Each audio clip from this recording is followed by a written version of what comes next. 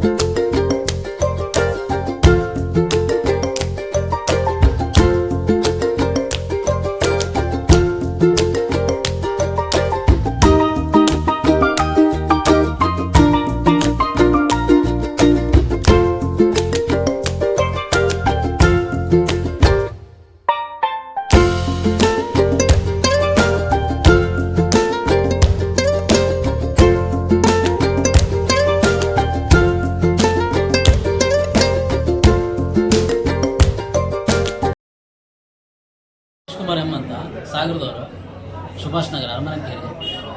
ನಾವು ಈ ವರ್ಕ್ ಕಲ್ತಿದ್ದು ಗಾಡಿ ಗಿಫ್ಟ್ ಇದು, ಯಾರ ಹತ್ರನೂ ಕಲ್ತಿಲ್ಲ.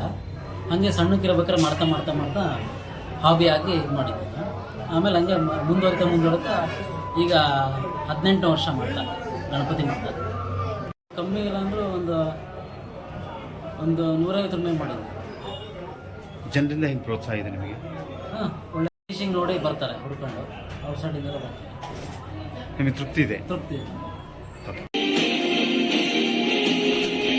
ಸ್ವಾಭಿಮಾನಿ ನ್ಯೂಸ್, ಇದು ನಿಮ್ಮ ಶಕ್ತಿ.